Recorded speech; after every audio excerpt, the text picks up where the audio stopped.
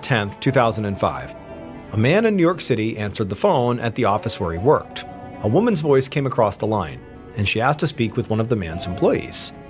And the man thought for a second, and then he ultimately replied that actually, that employee had not shown up for their shift that afternoon, and they didn't know why, but they weren't here. And when he said this, he heard a distinct shift in this woman's tone. And she told him in a very trembling voice that she needed to hang up now and call 911. But before we get into today's story, if you're a fan of the strange, dark, and mysterious delivered in story format, then you've come to the right place because that's all we do, and we upload 2, 3, even 4 times every week. So if that's of interest to you, the next time you go hiking with the follow button, make sure to secretly replace all the contents from their backpack with garbage. Also, please subscribe to our channel and turn on all notifications so you don't miss any of our weekly uploads. Okay, let's get into today's story. In the early afternoon of Wednesday, August 10th, 2005, 18-year-old Eliza Parsy sat in her bed in her home in Staten Island, New York, flipping through a fashion magazine. The house was quiet because Eliza's mother, Seema, was at work.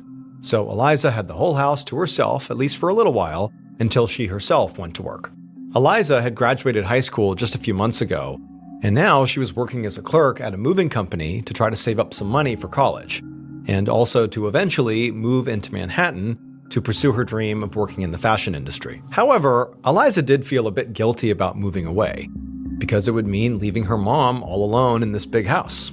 And there wasn't really any other family nearby because both of her parents were from Israel. Seema had divorced Eliza's father about 1.5 years ago, and her father had left New York and moved back to Israel.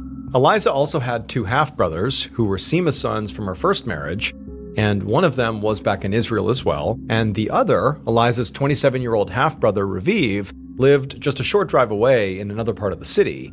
But Eliza and Seema rarely saw him because he was married with a new baby and lived with his in-laws, and so he basically had a whole new family. And also, Raviv had been put in charge of the Parsy family's kosher cookie business, which was really struggling. So he was really busy and always stressed about the company, and he really just didn't make it out to Staten Island very often. Eliza flipped through the last few pages of her magazine and then noticed that it was time to get ready for her 2 p.m. shift at work. But first, she wanted to check and see if she had any new messages on her internet dating profiles. So she put her magazine down, went over to her desk, and logged into her computer. So in 2005, internet dating was just starting to take off, and Eliza had made profiles on a few different dating and meetup websites just to see what would happen. And before long, she had found herself messaging and meeting up with men from all around New York City. But she'd never told her mother about this because she knew that her mother would not approve of Eliza dating men who were not from their same Orthodox Jewish faith. And Eliza knew this for a fact because it's exactly what had happened with her previous boyfriend at the public high school that she went to. Eliza had friends from all different backgrounds, and she had started seriously dating a Muslim boy named Hassan, but her family had really disapproved of their relationship entirely because of his faith. And so eventually, Eliza just couldn't take the family pressure anymore, and she'd broken up with him.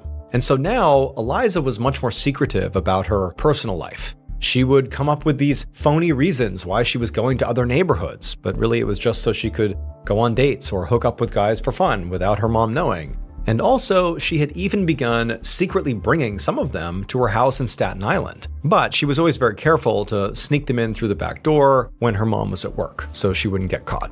Now, Eliza logged into her account, and she saw there were a few messages from some guys, and so she responded to them, and then after that, she headed into the bathroom to take a shower before work. And a few minutes later, when Eliza finished her shower and turned off the water, she heard a noise coming from outside the bathroom. Now, she couldn't tell what it was. Earlier that afternoon, she'd heard a landscaping crew working at the house next door with some really loud leaf blowers, but this noise was different. It was like a weird banging sound. So, curious, Eliza got out of the shower, wrapped a towel tightly around herself, and opened the bathroom door to go see what was going on. That night, around 7:30 p.m., Eliza's mother, Seema, arrived back at the house that she shared with Eliza.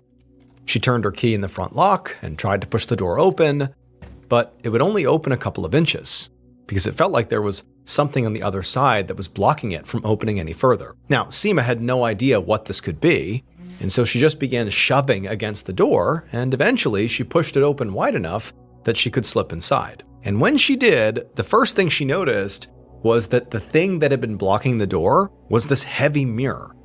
But before Seema's mind could really process how this mirror wound up here, she turned on the lights and saw that her living room was absolutely destroyed. Furniture was overturned, cabinets were flung open, and papers were just strewn everywhere. Seema immediately felt her heart start pounding because she realized that clearly somebody had broken in and robbed the place. But then her second thought was, where is Eliza? Where's my daughter? Because Seema knew that Eliza had been home at least part of the day, and what if this had happened when Eliza was here all alone? And so Seema began calling out for her daughter, but there was no answer. And so she followed the chaos upstairs and noticed that the door to Eliza's room was closed. So she went over to the door and put her hand on the knob and tried to open it up, but it was locked. And Seema knew that this was just not normal. Eliza never locked this door. And so now, Seema's thinking something has happened here. Something bad has happened here. And so sort of in a panic, Seema just began banging on the door, screaming her daughter's name, hoping she would answer, but it was silent. And so after a couple of seconds, Seema pulled out her phone and called the moving company where her daughter worked. And her stomach dropped when Eliza's boss told her that her daughter had not shown up to work that day. And so with trembling hands, Seema got off that call and dialed 911. About an hour later, Detective Michael Kenny of the New York City Police Department drove slowly down a neighborhood street in Staten Island. Ahead, he could see his destination, a 3-story house with yellow crime scene tape across the front yard. But it was hard to get close because the street was now swarming with neighbors and just random people who had come out to see what was going on. So Kenny parked a few houses down and then headed for the house on foot. And when he got there, he was met by 2 patrol officers. And they told Kenny that they had responded to a call about a robbery and then had to break down a door of a locked bedroom where they ultimately found the dead body of 18-year-old Eliza Parsy, who lived in the house with her mother, Seema. The officers explained that when they had checked the rest of the scene, they had noticed that the entire house was basically torn apart. But they hadn't found any signs of forced entry. The officers then directed Kenny's attention over to Seema, who was standing nearby with a small group of people, presumably family or neighbors. Kenny knew he would have to talk to her. But first, he needed to get a better sense of just what was going on inside of this house. So Kenny made his way in the front door and surveyed the living room, where some crime scene techs had already begun processing the scene. The room had definitely been torn apart. But as Kenny looked closer, he could see that a lot of valuable items were sitting untouched and out in the open, like the TV and the stereo, which was unusual for a burglary. Next, Kenny walked up the stairs and into Eliza's room, where more techs were collecting evidence, and the first thing he noticed was that this room also looked ransacked. There were clothes and pillows thrown everywhere, and the mattress had been pulled off the bed frame and was leaning up against the wall. And on the floor in the middle of the room was Eliza's body. She was lying on the ground, and she was naked, and there was a towel sort of bunched up underneath her.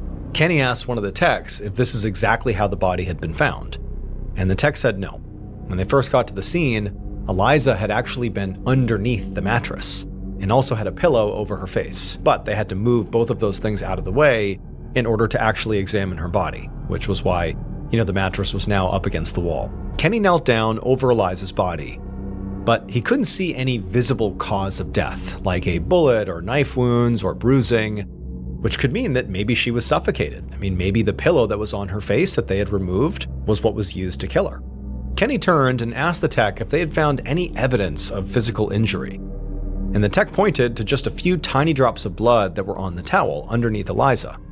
Now, they were very small and they could have been old, like maybe somebody had cut themselves shaving. But all these details, a naked young woman, the mattress, the pillow, the blood, it made Kenny concerned that Eliza might have been a victim of sexual assault before she was killed. So Kenny told the tech to make sure that the blood from the towel, as well as any other bodily fluids they could find, were collected as evidence, because they might belong to Eliza's killer. A few minutes later, Kenny emerged from the house and began walking over to speak with Seema. And Seema, she was crying onto the shoulder of a young man, and the minute this young man saw Kenny, he stepped forward and started demanding to know why the police were keeping them away from Eliza's body. and also why the cops weren't out there arresting his sister's killer. So Kenny just took a deep breath, because this man was obviously Eliza's brother, and it was understandable why he was so upset. Kenny knew that a lot of times grief turned into anger in these situations. So Kenny calmly explained that in order to find Eliza's killer, he first needed information, starting with where he and Seema had been that day. And this got both Raviv and Seema to calm down right away, because they seemed to realize that Kenny might actually be suspicious of them. So the man lowered his voice, and he introduced himself as Raviv, and then he and Seema began answering Kenny's questions. Seema said she'd been at work all day and that there were plenty of coworkers who could say as much, and Raviv explained that he too had been working all day, delivering baked goods all around Long Island. Kenny made notes so he could double-check all their information later. And then he asked if either of them knew anybody who might have had a reason to want to harm Eliza, and Kenny saw them share a very knowing glance. Then Raviv turned to Kenny and said he should look into Eliza's ex-boyfriend, Hassan, who none of them liked or trusted. And as Kenny started jotting these details down, Seema chimed in and added that her daughter had told her about something really bizarre that Hassan had done recently. Early one morning a few weeks ago, Eliza had woken up to find Hassan sitting at the end of her bed, just staring at her, like he'd been watching her sleep. And the whole thing had absolutely terrified Eliza because she had no idea how he'd even gotten into the house. She certainly hadn't invited him over, and their house was always locked overnight. And then before Detective Kenny could even ask a follow-up question, Raviv, the brother, just suddenly started yelling, "Get out, we don't want you here," at somebody across the yard. And so Kenny turned to see who Raviv was yelling at, and he saw this teenage boy standing there, looking completely shocked and scared. And at this point, Raviv went from yelling at Hassan to yelling at Kenny to arrest Hassan, because that was the man who killed Eliza.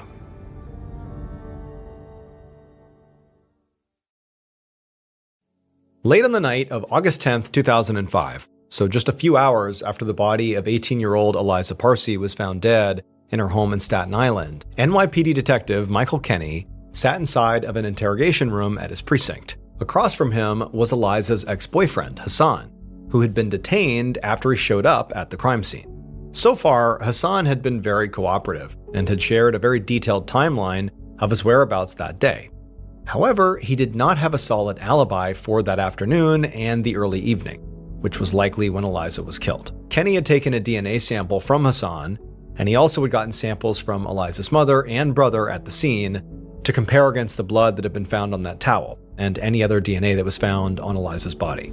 But in 2005, DNA and blood evidence took weeks to process. So Kenny was really hoping to just get Hassan to confess right now. So once all his basic questions were out of the way, Kenny decided to test Hassan's truthfulness. And he asked Hassan if he had ever snuck into Eliza's house. But Hassan, he didn't deny it.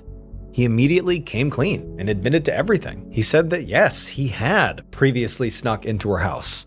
And he did sit on Eliza's bed, and he had waited there until she woke up. That was all true. But Hassan insisted that he had not been trying to scare Eliza.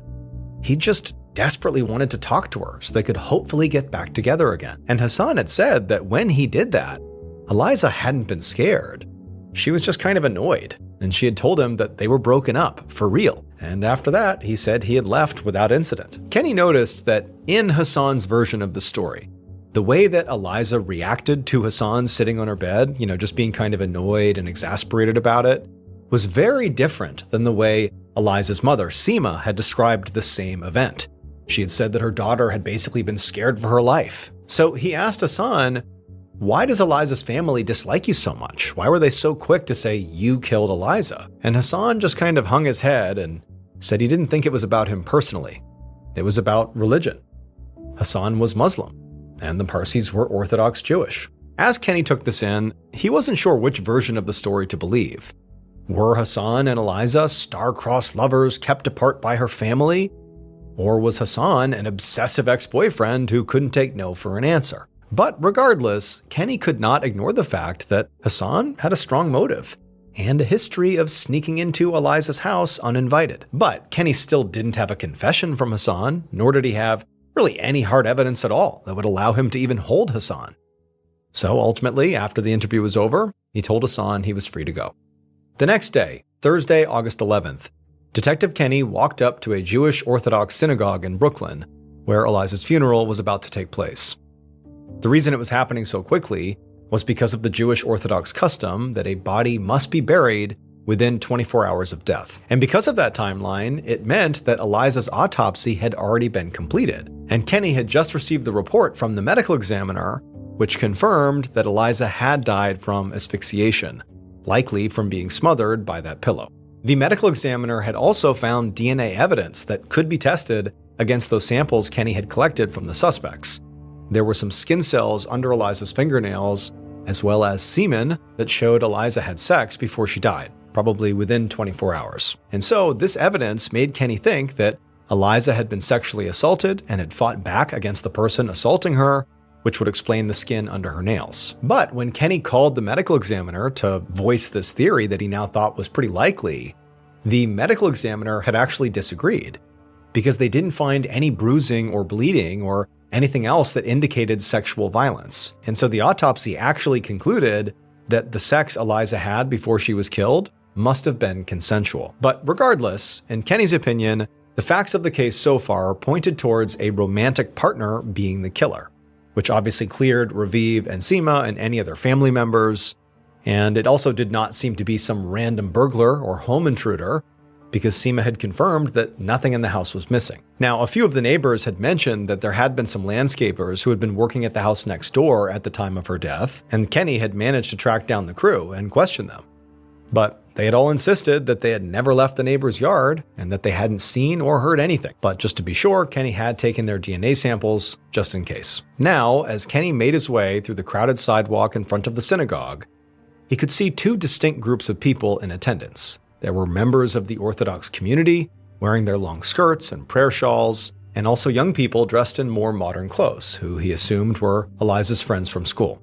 Kenny walked up the front steps and entered the synagogue, and he noticed that the inside of the building was split in half by a wooden partition, almost like a wall, with men on one side and women on the other.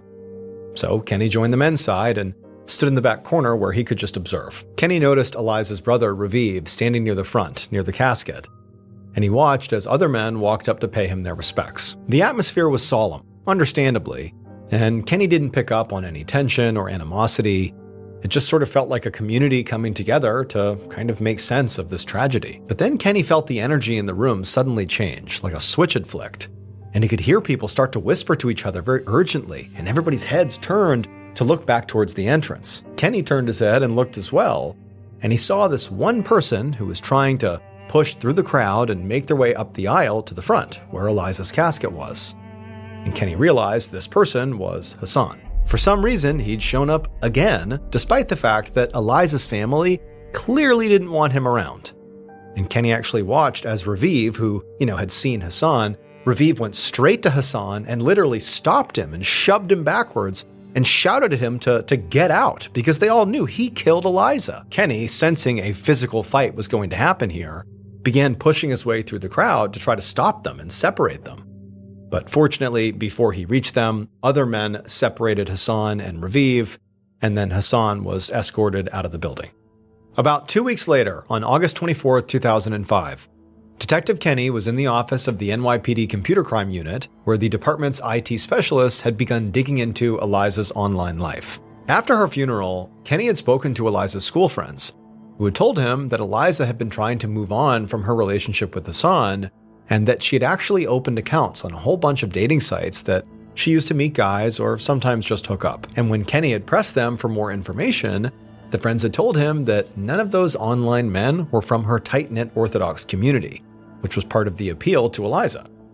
But it obviously was not something she wanted to share with her mother, so she'd kept it all a big secret from everybody except from her closest friends. Kenny had been able to actually get Eliza's computer with her mother's permission, and had brought some IT specialists on board who were able to dig into Eliza's email and browser history. Now, Kenny watched as the IT specialists directed his attention to one of Eliza's dating site message threads. In this thread, Eliza and a man named Jonathan were making plans for when and where they were going to meet up to have sex. They'd gone back and forth on a few different options until finally, Eliza just said that he should just come over to her house when her mother was at work. and that she would leave the back door unlocked so he could sneak in without the neighbors seeing. Kenny saw that this particular hookup was planned for Tuesday, August 9th, 2005, just one day before Eliza was killed. Now, naturally, this made Kenny and the rest of the investigators raise an eyebrow, because this plan of Eliza and Jonathan's, of having him enter secretly through the back door while Seema was at work, matched up exactly with what they had found at the crime scene.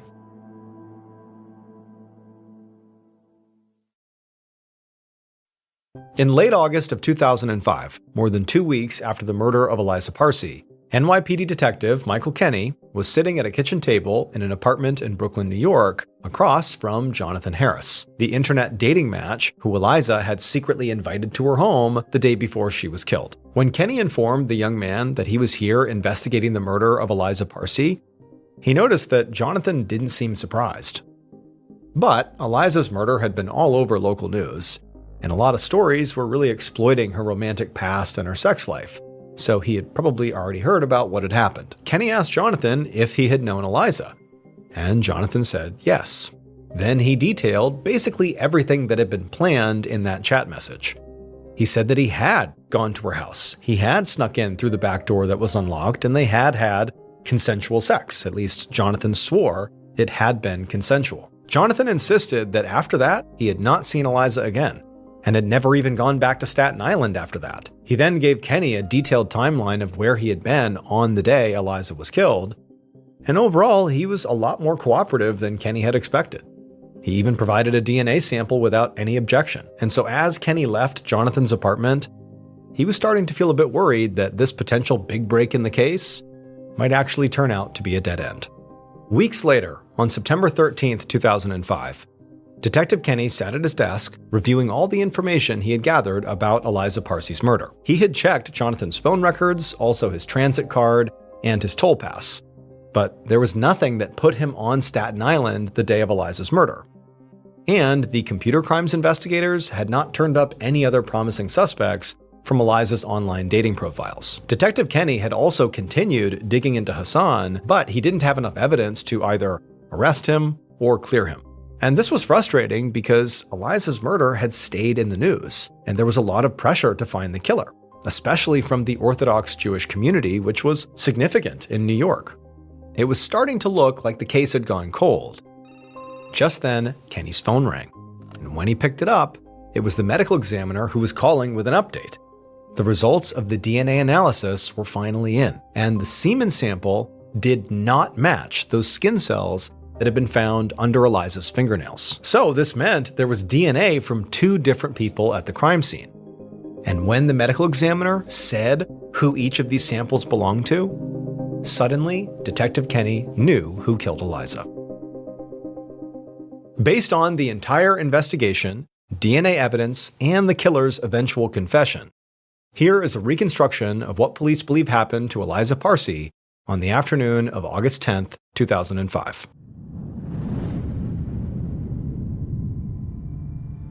Shortly before 2 p.m., the killer approached the back door of the Parsy home where they knew they wouldn't be seen by neighbors. And once they were there, they slowly opened up the door. Once they were inside, they walked all the way through the house right to the front door just to check to make sure it was locked, which it was. And so after that, they went and got a heavy mirror and they moved it and put it in front of the door to block it. The killer knew that both women who lived in this house, Seema and her daughter Eliza, worked during the day. And so the killer didn't expect them to come home. But just in case, they didn't want to take any chances, hence barricading the door.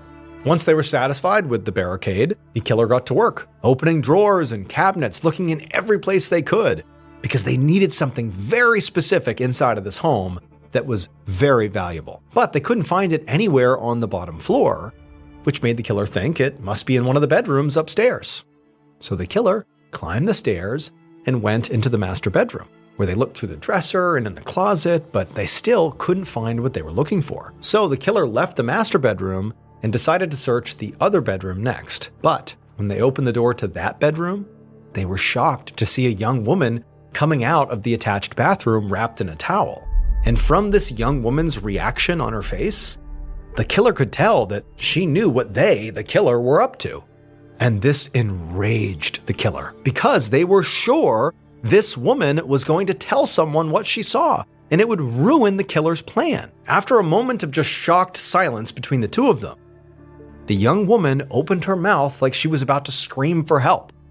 And so the killer instinctively just tackled her to the ground and then grabbed a nearby pillow and pressed it down hard over her face. She scratched and she clawed, trying everything to break free, but the more she fought, the angrier and more emboldened the killer became, and the harder they pressed down, until eventually her body went limp. After that, the killer stood up and they looked down and they saw what they had done, and it caused them to start to panic, because they never meant to kill her, just to scare her and shut her up, but they had obviously gone too far. So, not knowing what to do, the killer just grabbed the pillow and put it over her face, and then also dragged the mattress and put it on top of her body, just so they wouldn't have to look at her. Then, instead of continuing their search for this thing that they wanted inside of this home, they just went downstairs and left out the back door. And they didn't return to the house for hours, not until they received a call from their mother, because the killer was Eliza's half-brother, Raviv. The DNA from the semen that was found at the crime scene belonged to Jonathan, the man that Eliza had consensually had sex with 24 hours before her death. The DNA that was found under Eliza's fingernails belonged to Raviv. It would turn out Eliza's death did not have anything to do with who she was sleeping with. Raviv was angry at their mother because the family business that she had passed along to him didn't make as much money as he had thought it would.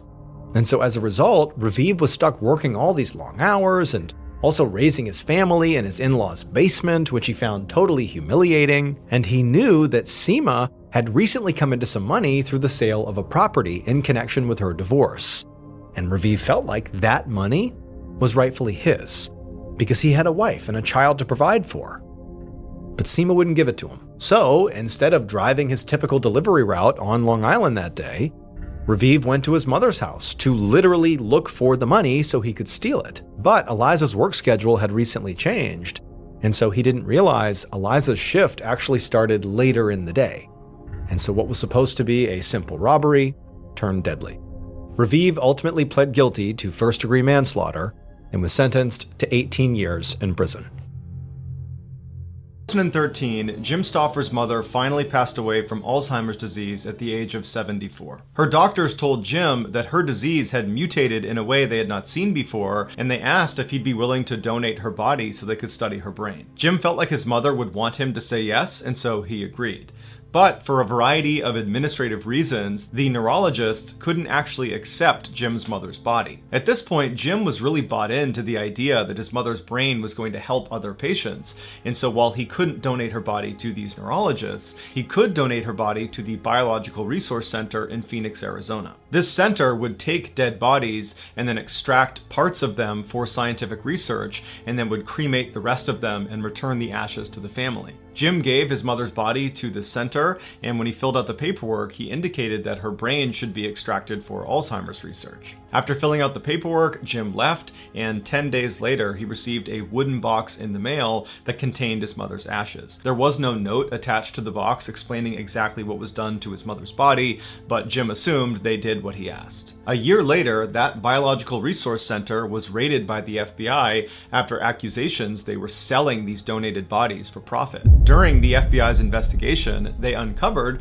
that yes, the center had been doing that and had sold at least 20 bodies to the US Army for various experiments, and one of the bodies that was sold was Jim's mother. She was sold for $5,893. The FBI told Jim she had not been used for Alzheimer's research. Instead, she had been strapped to this device that resembled a chair and then had a bomb detonated underneath her.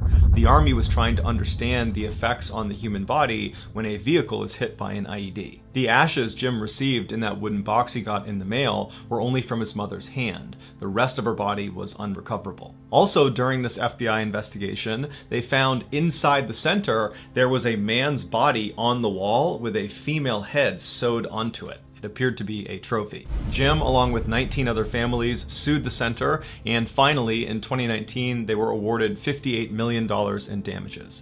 The center no longer is in operation. In In 2004, Mitch was in his final semester at a college in Louisiana when he met another senior, a wonderful young lady named Kayla. From the instant he saw her, he knew he was in love. She played hard to get at first, but after several months, he won her over. After graduation, the pair stayed in Louisiana and moved in together while they got their careers off the ground. 2 years later, the pair got married, and almost immediately, Kayla got pregnant. At the time, Mitch's career was really starting to take off, which allowed Kayla to stay at home and take some time off. By the time their daughter was born, Mitch was making so much money that Kayla decided to just stay home and be a full-time mom. A couple years later, Kayla got pregnant again, and by the time their daughter was 2 years old, they had their son. Mitch adored his children. Every morning before he went to work, he would sneak into their room and he would watch them sleep, and then in the evenings they would have these big family sit-down meals and then play games together until bedtime. Mitch's life was perfect. Shortly after his son's birth, Mitch was lounging on the couch in his TV room when he noticed out of the corner of his eye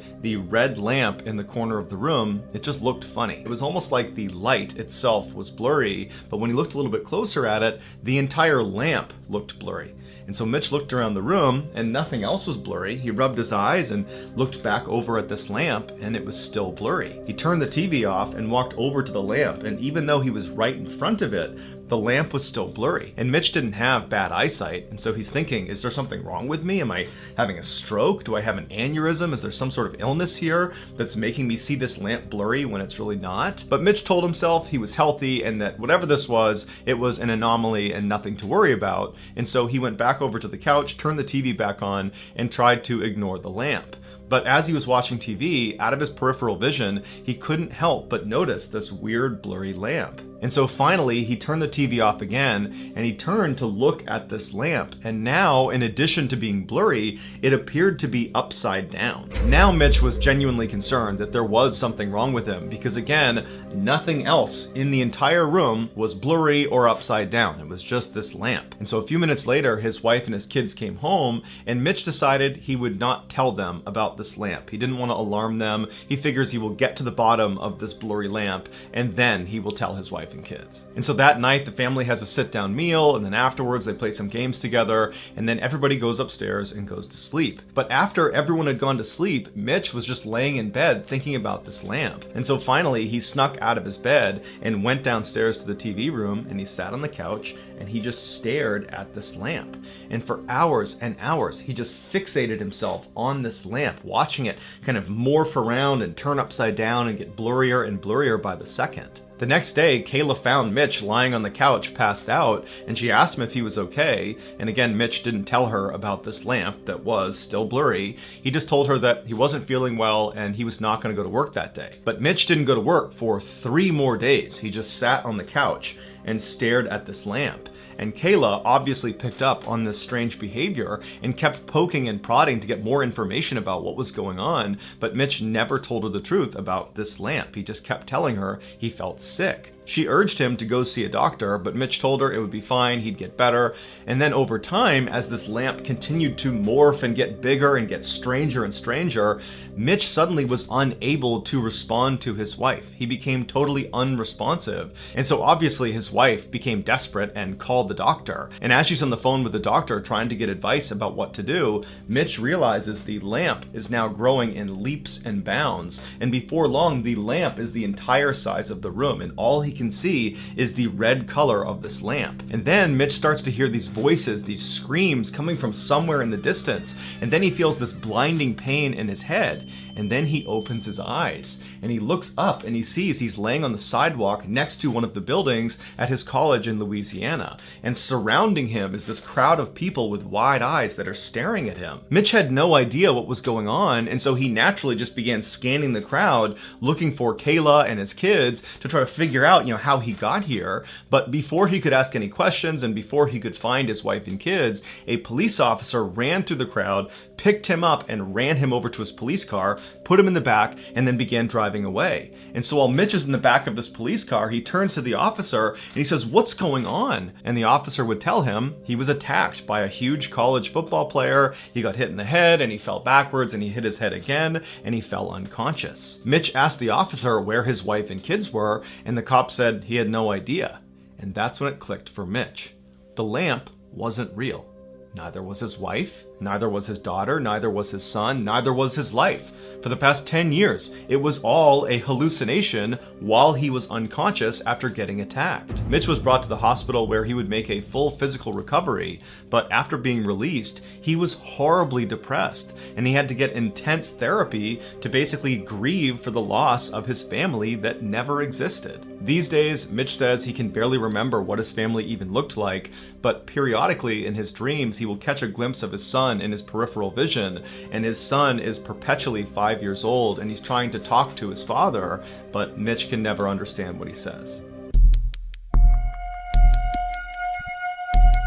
In 2007, Brett Ryan was a charming 26-year-old man living in Toronto, Canada. He was known as an extremely friendly guy who was always smiling ear to ear with his trademark grin. In his spare time, he could be found at children's hospitals reading to sick kids, or at the community center volunteering as an umpire for Little League baseball games. But behind his seemingly perfect exterior, behind the scenes, Brett was struggling. He had to move back in with his parents after dropping out of college and racking up over $60,000 of debt. While his friends graduated college and went on to begin their careers in medicine and finance and education, Brett was only able to get a job as a part-time house painter. Brett felt like he had a lot of potential that he was squandering, but he felt like the debt that he had racked up was really his roadblock between him and the life he was supposed to have. And so instead of working hard and making some money to pay down his debt, he decided to come up with an absurd get-rich-quick scheme that actually kind of worked. On October 20th of that year, Brett walked into a bank near his home, and he had hospital bandages wrapped around his head and his face,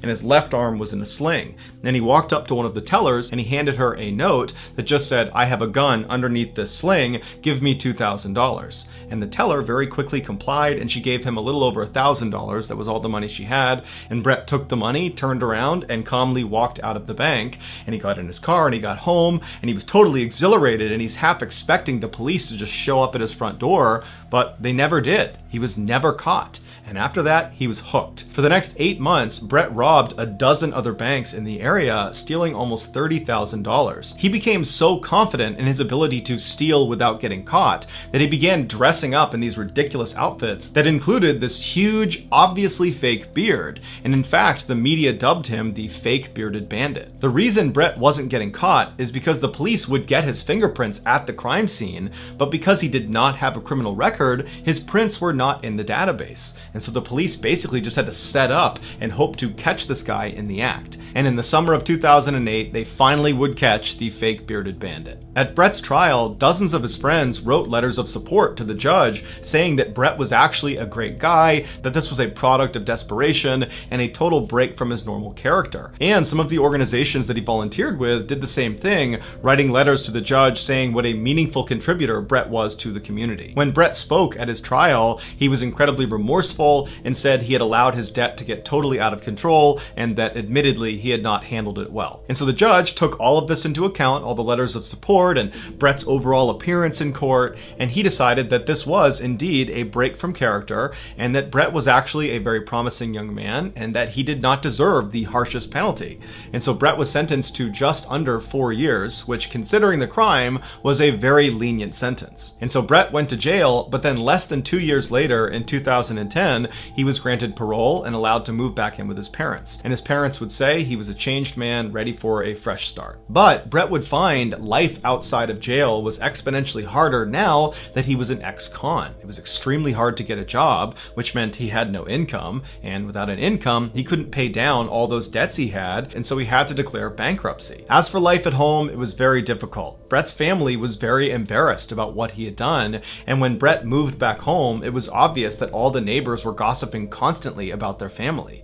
And so Brett and his family actually moved to another Toronto neighborhood just to get away from all of that. But once they settled into this new neighborhood, Brett really knuckled down and decided he was going to get his life together and he was going to do it all on his own. And so he applied to dozens and dozens of jobs all over the place, and finally he was able to get some low-paying work in retail. It Wasn't great, but it was a start. And so Brett began working countless hours at this really low-paying job, and his parents noticed how hard he was working to try to get his life back together, and so they decided they would help him out financially so he could re-enroll in college and finish his degree in biophysics. While Brett was in school, he met a woman named Kristen who had a full-time job and lived in this beautiful home, and by and large, she had the life that he wished he could have. And the two of them quickly fell in love, and Brett told her about his criminal past as the fake bearded bandit, and she accepted him, and she didn't judge him, and she said, "I still love you, I still want to be with you." 2 years later, Brett moved out of his parents' house and into Kristen's house, and for once in his life, he felt like his life was going the way it should be. Then, a year later, tragedy struck when Brett's father passed away,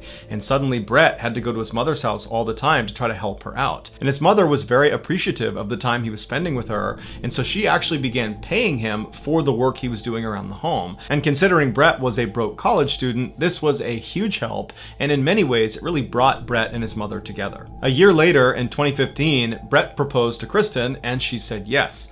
But at the same time, school was getting overwhelming for Brett, and he dropped out. But he was too embarrassed to tell his fiance or his family because everybody thought he was on the right path and he didn't want to explain why he had dropped out, and so he just pretended to still be in school. Then in the spring of 2016, when Brett should have been graduating, he got a very lucky break when a big tech firm in Toronto offered him a job. On paper, Brett should not have gotten this job. He wasn't qualified, he didn't have a degree. But in getting this job, Brett was able to tell his fiance and his family that he had just graduated college, and that was how he was getting this job. His family and his fiance were a little confused why they weren't invited to his graduation ceremony, but nonetheless, they were very excited for him and they took him out and they celebrated. Then, a week after Brett accepted this job, the tech firm rescinded their offer when they discovered Brett was in fact the fake bearded bandit. Now, Brett panicked because this job represented this perfect piece to his web of lies that allowed him to pretend he had his degree and that everything was so great, and so he couldn't possibly tell his fiance and his family that he didn't get this job.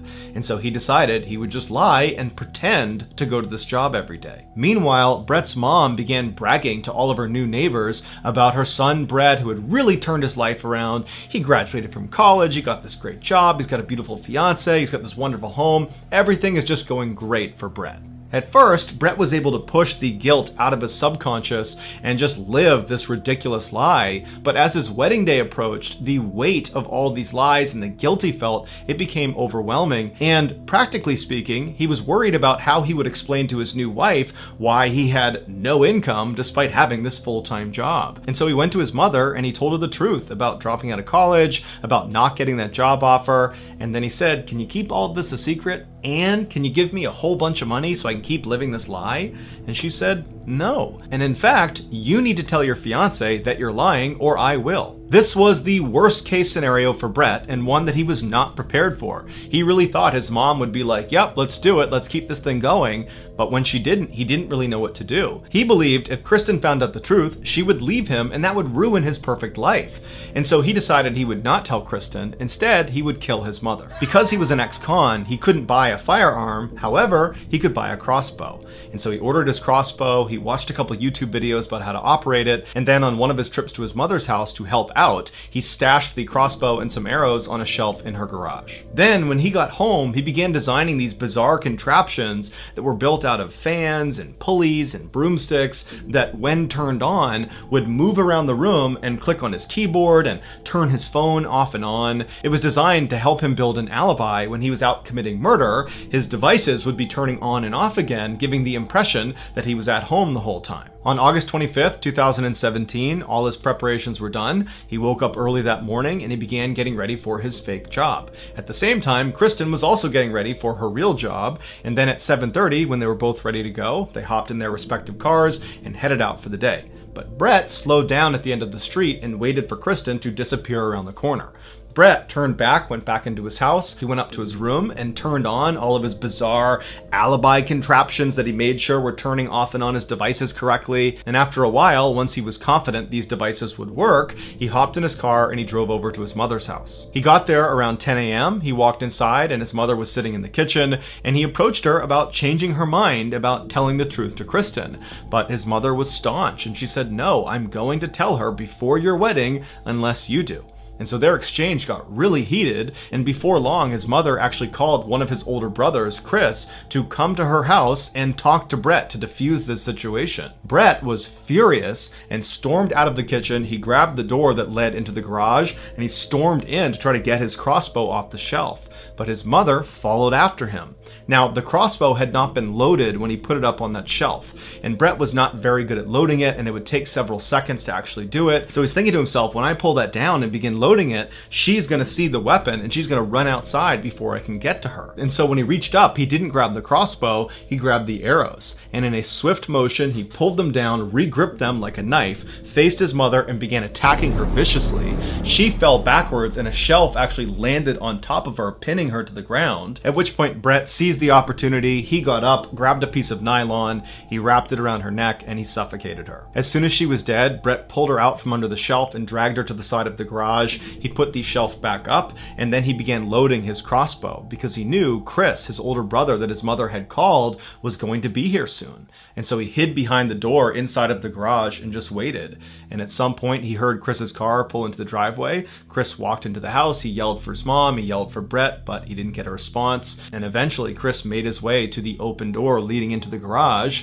He stepped inside, and as soon as he did, Brett silently got up behind him and he fired one shot directly into the back of his neck, killing him instantly. Brett took Chris's body and piled it on top of his mother's, and as he was putting a tarp over top of them, he heard another car pulling into the driveway. It was his younger brother, AJ. Now, at this point, Brett knows he is in too deep and he has to finish the job, and so he doesn't have time to load his crossbow, and so again, he just grabs one of the arrows and he walks outside and he sees AJ getting out of his car and he runs up to him and he jabs the arrow into his brother's neck. And so they're fighting in the driveway. Meanwhile, Brett's other brother, Lee, who's actually in the house sleeping, he wakes up to the sound of this commotion outside in the driveway. He looks out the window and he sees his brothers fighting, and so he runs downstairs and he comes outside, and at this point AJ is laying on the ground and he's basically motionless, and Brett is standing over him, and Brett turns and he sees Lee in the doorway and he runs off after him.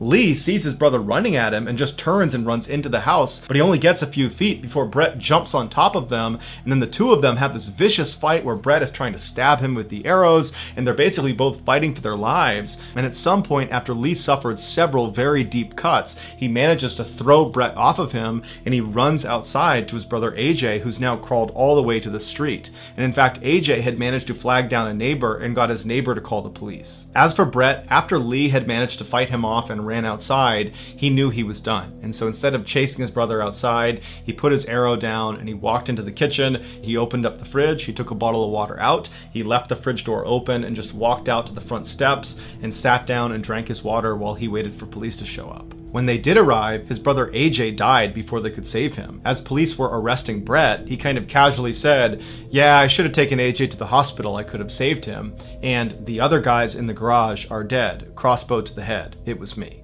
In court, Brett was extremely remorseful and pled guilty to all of his charges. The judge told Brett that he was appreciative of the fact that he was taking full ownership of his heinous crimes, and that in many ways he was a victim too, a victim of this huge web of lies that Brett just couldn't get out from under. But nonetheless, Brett was given 3 consecutive life terms, one for each of the murders he committed. The only surviving family member, Lee, the brother who was attacked last and managed to run outside and escape Brett, he said that his life was shattered that day and that he can barely go outside because of his extreme post-traumatic stress. So that's gonna do. It was October 10th, 1984, in the small California town of South Pasadena. And for 17-year-old Jimmy Satina, the big news that day was the national sporting event that was going on just 2 hours south at the Jack Murphy Stadium in San Diego. There, California's San Diego Padres baseball team was playing the second game in the World Series against the Detroit Tigers. Not that Jimmy could even watch the game on TV. When the first pitch was thrown at 5:30 p.m. local time, Jimmy was working his part-time shift at Ollie's Home Center, a popular family-owned hardware store located in a strip mall on Fair Oaks Avenue, just one town south of Jimmy's home. But Jimmy didn't need to see the baseball game to enjoy it. He could listen to it on the radio and envision everything that was going on. Set to graduate next spring, Jimmy was himself an exceptional baseball player. and while he never bragged about any of his accomplishments, every student and teacher at Pasadena's Blair High School knew that the friendly and popular star center fielder was being scouted by the Chicago Cubs professional baseball team. And as much as Jimmy might have liked to be watching tonight's ball game, he needed his job at Ollie's, and it would never have even occurred to him to miss a single shift or call in sick or leave early. As one of 7 siblings, Jimmy had spent years collecting empty bottles and cans so he could use the deposit money to buy his own sports equipment. Now, this regular gig in Ollie's houseware department that he'd started almost exactly 1 year ago meant that he'd be able to do more than just buy baseball cleats and gloves and bats. These days, he earned enough money to help out his whole family. With his paycheck from Ollie's, Jimmy would soon be able to purchase the car insurance policy they needed to get the used Volkswagen that was parked in their backyard back out on the road. Still, when Jimmy looked up at the wall clock, he was happy to see that it was already 7:30 p.m. If all went well, he'd be home in about an hour or so. Then he and his older brother could talk baseball. And around the same time that Jimmy was glancing at the clock inside the houseware department, a middle-aged couple and their 2.5-year-old grandson were just pulling into the strip mall parking lot outside of Ollie's. Like Jimmy inside, Billy and Ada Deal, the middle-aged couple who had just pulled up, they also knew the hardware store would be closing soon, so they told their grandson, Matthew, that he'd need to wait until after they were done their shopping before they could stop for ice cream at a nearby Baskin-Robbins ice cream parlor. To save time, the grandfather, Billy, would go by himself to the lumber department for the lengths of wood he needed to complete a small home repair project, and his wife, the grandmother, 50-year-old Ada, would take Matthew to the paint department. A few minutes later, as Ada pushed Matthew in the shopping cart along the aisles lined with paint cans, 26-year-old Carolyn Krause looked up from her workstation in the paint department and smiled as she heard William chatting in toddler talk to his grandmother. Carolyn, who was married to a lieutenant in the Los Angeles Police Department, had 2 children of her own, a 3-year-old son and a 2-year-old daughter. Now, Carolyn also glanced at her watch. Her own mother was taking care of her 2 children while Carolyn was at work. But her mom would be stopping by in just a few minutes to pick up the keys to Carolyn's house so she could put the 2 kids to bed. Carolyn pushed her blonde hair back behind her ears. She thought maybe she heard the little boy in the shopping cart say the words ice cream. Carolyn smiled as she pulled the house keys out of her purse and slipped them into her pocket to give to her mom. Over in the hardware department of Ollie's Home Goods, 19-year-old Jim Obdam had worked one of the longest shifts of anyone at the store that day. He'd arrived during the day and was staying on into the evening until the store closed. Like Jimmy Satina, Jim Obdam would be glad to get home and catch up on the World Series.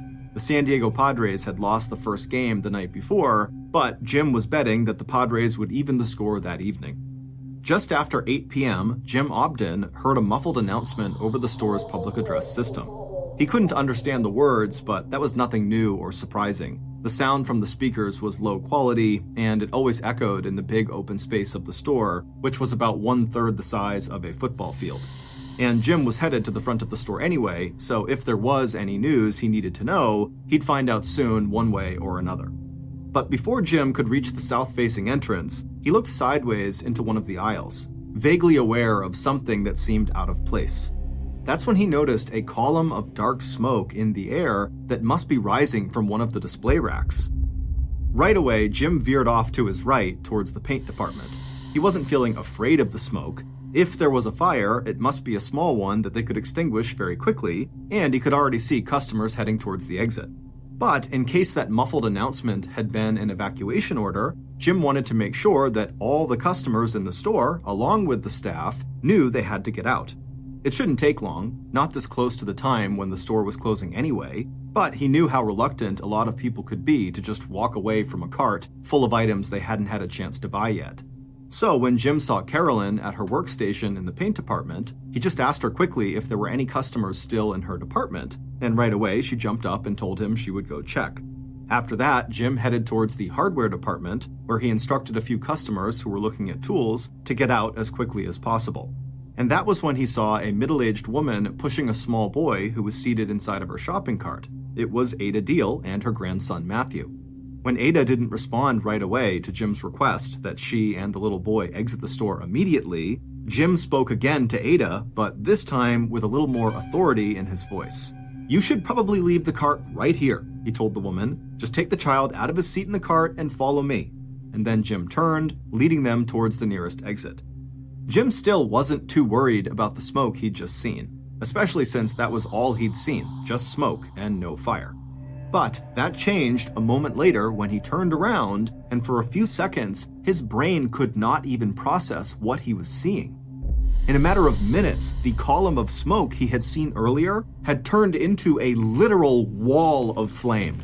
And a moment after that, the fire behind him seemed to take off across the ceiling overhead, and the air around him was suddenly so hot it felt like his skin was on fire too. Then Jim heard the heavy steel fire door starting to come down from the ceiling behind him, and Jim felt a jolt of pure fear race through him. Those floor-to-ceiling barriers were only programmed to roll down in the event of a catastrophic fire, one so hot and already so completely out of control that it had already melted the locks in the regular doors. The purpose of this steel fire barricade was to segment the space inside of the open building and confine a fire, especially one that started outside of business hours when the building was empty, to just one part of the building. But if those doors were coming down now, while staff and customers were inside, the barricades cut off access to the fire emergency exits around the edges of the building that led to the outside. Jim had been told that these barricades had doors on them that allowed people to go through them, but with the smoke and the heat in the air all around them, Jim wondered how on earth anyone could find those doors if they were trapped on the wrong side of the barricade. And as Jim is thinking about this, he realized he was all alone. The woman and the little boy she was with, they were nowhere to be seen. A second later, there was a popping noise and the lights in the building went out. When Ada's husband, Billy, heard the muffled announcement come over the public address system at 8 p.m., he was still in the lumber department picking out the 2x4s he planned to buy. Billy could not make out the words he was hearing, but when he looked at his watch and saw the time, he automatically assumed that customers were being reminded that the store was about to close. And Billy could already see people starting to head for the front of the store, some of them just leaving their carts behind them. And even after a young man jumped down from a forklift truck he'd been operating and yelled, "My God, it's a fire!" It was like Billy's mind refused to believe it. Billy felt like nothing could be wrong. He didn't see a fire, and he certainly didn't smell any smoke. But a moment later, Billy saw several people running through a fire door and heading in his direction. Billy took a few quick steps forward until he could actually see through this fire door into the west side of the building. And when he saw the huge cloud of dark smoke, he had only one thought: where was his wife and grandson? Turning around, Billy ran as fast as he could towards the opposite fire door, the one closest to where he knew Ada and Matthew had been shopping. But when he looked behind him, just a few seconds later, back towards that fire door, the cloud of smoke that he had seen had somehow turned into a raging column of flames licking from floor to ceiling. As Billy screamed Ada's name, he was praying that his wife and grandson had already left, heading out to safety through the same front doors they'd used to enter Ollie's just 30 minutes earlier. But when Billy looked outside those doors now, all he could see were the flashing lights of a fire truck that had just pulled up to the curb. A few minutes after 8 p.m., when Jim Obden staggered out of the home center through one of the emergency exits, he was covered in soot from the smoke and fire, and his arms, neck, and ears had suffered second and third-degree burns. After the lights had gone out, Jim Obden had fallen to his hands and knees, and choking on the smoke in the air, he'd crawled along a wall until, by pure luck, he'd found an emergency fire exit and gotten outside. Now, dazed and disoriented, Jim touched one hand to his wrist, wondering why his skin was so hot. But the skin he touched just peeled right off his arm and fell to the ground. By the time the first 6 firefighters had jumped off Engine 81, flames were hissing and rolling out from under the southeast door of Ollie's Home Goods. On the 3-block drive from the fire station to the hardware store, all the fire captain had seen at the roofline where Ollie's was located had been a thin blanket of haze. That sight had reassured the captain, and he had relaxed a little bit. The fact that he couldn't see any glow of fire or buildup of smoke over the store location made him think that this was probably a dumpster or nuisance fire, not a structural fire that could do serious damage to the building or anyone who had been inside. But once on site, the fire captain knew he'd been totally wrong. And when Billy Deal, Ada's husband and Matthew's grandfather, ran over to the captain shouting that his wife and grandson might still be inside the burning building, the fire captain instantly began preparing for a rescue attempt, still confident that his team could save anyone who was just 10 feet inside of the building. But as soon as the captain and his men entered that southwest door, all they saw was a blinding inferno. In just 7 minutes, the fire at Ollie's home center had flashed up from the ground level across the ceiling of the interior space, and the heat from the overhead flames had been so intense that it set practically everything in the store below on fire in an instant. The captain radioed for help. He needed more engines and more firefighters. But after repeating that the request was top priority, the captain could not believe his ears when he heard dispatch send one responding engine off in the wrong direction. What he didn't know at that time was that another fire had erupted at a grocery market just 6 blocks away, at almost the exact same time as the emergency call had come in from Oolie Hardware Store. And it would turn out that an hour and 15 minutes before that, a similar fire had erupted 7 miles north of Ollie's at yet another food market, this one in Pasadena. By the time the first arson investigator arrived at Ollie's, he had just enough time to start snapping pictures of the fire before the 1-acre roof in the center of the building caved in and a torrent of fire and sparks suddenly lit up the night sky in the center of South Pasadena. Standing next to this investigator was Ada's husband, Billy. Long after the investigator was sent away to the second fire just a few blocks away from Ollie's, Billy would remain waiting in the parking lot of Strip Mall for the next 22 hours. Before the night was over, it would take 32 separate fire engine companies and 125 firefighters to put out the blaze at Ollie's. Early on the afternoon of October 11th, less than 24 hours after the first fire truck had arrived at Ollie's home center, the investigation into the cause of the fire was called to a sudden halt. Arson investigators from the Los Angeles County Sheriff's Department, as well as from the California State Fire Marshal's office, had all arrived on the scene early that morning. These investigators are trained to look at what is left behind after a fire is put out and figure out whether and how the fire might have been started on purpose, a crime known as arson. Once at Ollie's, the 6-person team, armed with shovels and wheelbarrows, spent the next several hours searching for human remains and trying to figure out where and how the fire had started. All around them, bulldozers and skip loaders were lifting, moving, and sorting through piles of blackened and smoking debris. But all that detective work instantly gave way to body recovery when workers in the northern section of the hardware store, far away from that first column of smoke that Jim Obden had spotted the night before, found their first charred human remains. At about 4 p.m. that afternoon, officials sifting through up to 2 feet of water and wreckage discovered the bodies of Oolie employees Jimmy Satina and Carolyn Krause, both lying near one another just 7 feet from an emergency exit door. 50 minutes later, and about 40 feet away in the northwest corner of the building, officials discovered the bodies of Ada Deal and her grandson Matthew. For Billy Deal, along with the families of Carolyn Krause and Jimmy Satina, this news was devastating. In the 22 hours that they had kept vigil in the strip mall parking lot, they had hoped against hope that by some miracle, their loved ones might have survived. In the week that followed, more than 1,200 people would attend the church service for 17-year-old Jimmy Satina, and 50-year-old Ada Deal and 2.5-year-old Matthew would be buried together in the same casket, the little boy cradled in his grandmother's arms. By late Thursday, October 11th, so one day after the most deadly fire in South Pasadena history had broken out at Ollie's home center, investigators released a preliminary report on the cause of the blaze. According to lead investigator Jack Palmer, an arson cop and 25-year veteran of the Los Angeles County Sheriff's Department, there was no evidence that the fire had been set deliberately.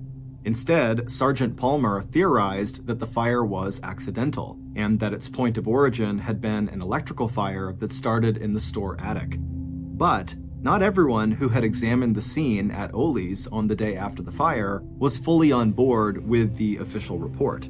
According to an investigator with the California State Fire Marshal's office, the fire had to have started somewhere inside the building close to the ground floor. And even though the fire itself had destroyed any real clues about its origin, Jim Allen was not ready to rule out the possibility of arson, and he filed his own report that listed the cause of fire as, quote, undetermined, end quote. And soon, the state fire marshal investigator had a very powerful ally who was even more vocal in disagreeing with the official line that the Oolie fire was accidental. 35-year-old John Orr, the investigator who had stood next to Billy Deal in the parking lot on the night of the fatal fire, had straight out told the family of fire victim Carolyn Krause that he believed the fire was an act of arson. And John was someone whose opinion carried a lot of weight among firefighters and arson experts. After joining the Glendale Fire Department as a firefighter 10 years ago, John's ability to ferret out the causes of suspicious fires had eventually earned him his job as arson investigator. When John stepped back and looked at the events of October 10th, what he saw sounded all of his alarm bells. 3 fires at 3 retail stores, all during business hours? His own investigation into the 2 smaller fires at the grocery stores on October 10th had shown that they were most likely set deliberately in racks full of potato chips, an oil-saturated food that would catch fire and burn quickly. But even though there was no such point of origin at the Oolie Home Center fire, and even though the Oolie fire had been much more serious, John did not like what he considered a pattern among the 3 fires. So even after the Los Angeles County Sheriff's Department closed the books on the Oolie Home Center fire, John decided to keep digging. And a few days after the fatal Oolie Home Center fire, Orr believed his suspicions were confirmed when arson investigators responded to a fire at the Building Emporium in North Hollywood. There, they found a low-tech but very effective time-delay incendiary device pushed into a stack of highly flammable polyfoam, a petroleum-based product used as stuffing in cushions and mattresses, that burns violently when it catches fire. The incendiary device was a piece of yellow-lined notebook paper wrapped around a cigarette and 3 unlit matches, the whole thing bundled together with a rubber band.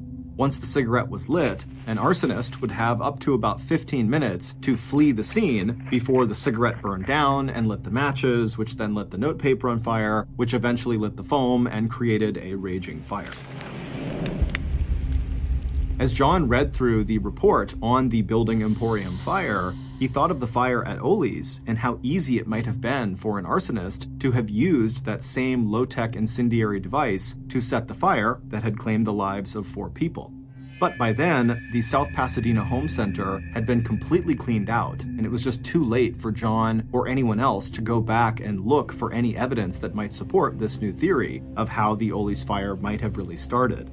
But if John was right and the bundle of matches, cigarette, and notepaper began to show up at other fires, then he and his colleagues had a very scary problem on their hands. It was possible that arson investigators might find themselves hunting for a serial arsonist. But in the months that followed the devastating fire at Oolie's, it looked like maybe John was wrong.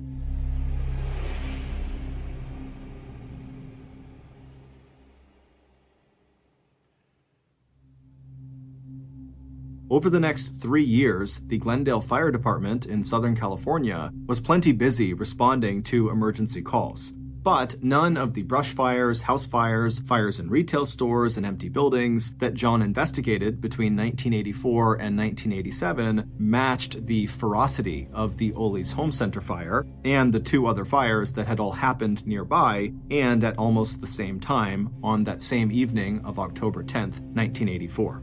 But starting on January 13th, 1987, all that changed. Along a 100-mile stretch of Highway 99 between the cities of Fresno and Bakersfield, California, firefighters responded to more than half a dozen fires in the space of just 3 days. And like the Oolie's hardware fire of October 10th, 1984, all the fires occurred in retail stores during business hours, and all the fires appeared to have been set by placing an incendiary device in or near highly flammable foam rubber, styrofoam, or polyurethane. While there were no fatalities like there had been at Oolie's, these fires caused millions of dollars in damages. And at the scene of 4 of those fires, arson investigators found the same simple time delay device that John was now sure must have been used to start the Oolie fire: a piece of yellow-lined notebook paper wrapped around a cigarette and 3 unlit matches. But this time, John was not alone in voicing his suspicions that investigators might be dealing with a serial arsonist. John was now joined in that opinion by Captain Marvin G. Casey of the Bakersfield Fire Department, a 20-year veteran who carefully collected the evidence from each of the new arson scenes and sent it to the California Regional Office of the Federal Bureau of Alcohol, Tobacco, Firearms, and Explosives for testing. Even though the Bakersfield fires were way out of John's jurisdiction, John watched the cases carefully, glad that the person working them was taking the same approach he himself would have taken. And Captain Casey was even going so far as suggesting that the fires might be the work not only of a serial arsonist, but of an insider. Someone who seemed to know so much about the art of setting fires that he or she might even be a professional firefighter. And when the Alcohol, Tobacco, and Firearms Crime Lab came back with a report that it had discovered a partial fingerprint left on a scrap of yellow notebook paper found at the scene of one of the fires in the Bakersfield area, Marvin asked the fingerprint specialist at the office to run that print against the names of more than 200 of the state's arson investigators. But not only did the office turn down Marvin's request, there were just too many names on that list. The very idea that the fires could have been set by an actual investigator made Marvin an instant outcast among most of the state's tight-knit group of arson investigators. Meanwhile, the fingerprint failed to match any of the prints that were stored in a federal database of known criminals. And once again, if there was a serial arsonist at work, the trail went cold, just as it had a few years after the Oolie's Home Center fire back in 1984. But while John, along with Marvin, insisted on keeping the serial arsonist theory alive, their warnings seemed to fall on deaf ears. In fact, it would take 2 more waves of fires before law enforcement took the theories of John and Marvin seriously enough to set up a new task force to investigate these suspicious and destructive fires that had all broken out within that 2-year period. Calling itself the Pillow Pyro Task Force, this group of arson investigators targeted a criminal they now called, quote, a real pyro, end quote, someone with an uncontrollable need to set more fires. The first wave of fires that prompted the creation of this task force started on March 3, 1989 in Pacific Grove, California, 4 hours north of Bakersfield. That's when area fire departments responded to a series of 6 suspicious fires that all fit the profile of the Bakersfield fires of 1987, as well as the profiles of the fires that had all occurred at nearly the same time in South Pasadena on October 10, 1984, when the Oolie Home Center fire claimed the lives of 4 people. Like those earlier fires, all the Pacific Grove fires happened in retail sites during business hours, and investigators again found evidence of the now familiar time delay incendiary device made from yellow notepaper, a cigarette, and unlit matches, all hidden inside the same highly flammable polyurethane materials. After this wave of fires, which caused millions in damages but no loss of human life, Marvin once again floated his theory that the arsons were the work of an insider, and now he handed a much shorter list of names of California arson investigators to the California Office of Alcohol, Tobacco, and Firearms, asking crime techs to compare that one partial print found back in 1987 on the scrap of yellow notepaper to the names of just 10 arson investigators. Those names represented investigators, which included himself and John, whose work may have taken them to both the Bakersfield and Pacific Grove areas during the times when these suspicious fires had occurred. But, once again, there were no matches, and even Marvin had to admit that his theory of the arsons being an inside job had hit a total dead end. But no sooner had the fires in Pacific Grove cooled off than Southern California was practically lit up by a series of 19 arsons or arson attempts that took place between late June 1990 and early March 1991. This 9-month-long wave began on June 27th with a brush fire that broke out in the College Hills area of Glendale, destroying 30 homes and severely damaging another 37 properties. And this time, it was John who was called to the scene and who eventually uncovered evidence that the devastating College Hills fire had probably been caused by the incendiary device that was by now a signature of the serial arsonist that would soon be the quarry of the special Pyro task force. More was yet to come in December when 7 retail stores in the Los Angeles and North Hollywood area went up in flames all within 3 weeks of each other, followed in March by 8 suspicious fires in Hollywood, 5 of them set on the same day, March 27th. But even after finding the signature incendiary device that John now believed traced all the way back to 1984 when Ollie's home center burned to the ground, it wasn't until April 17, 1991, more than a year after the Pyro task force was formed and 7 years after the fatal Ollie's home center fire, that law enforcement finally got the tip that would eventually help them uncover the identity of one of the most prolific serial arsonists of the 20th century. But first, the Pyro task force had to catch their suspect red-handed, actually setting a fire or somehow revealing themselves as the arsonist. But thanks to a series of human errors early on in the task force's attempts to mount a surveillance operation, catching their suspect in the act took much longer than anyone on the special task force ever expected. Because right after they got their first good piece of information, their suspect was seen stopping at a drugstore to buy cigarettes and matches. The task force surveillance team was horrified to see the suspect look under the back bumper of the car they were driving and discover the location tracking device that the surveillance team had installed to monitor and record their suspect's movements. After being in place for only just a couple of days, the device had come loose, and the suspect had quickly spotted the device antenna that was practically dragging on the ground.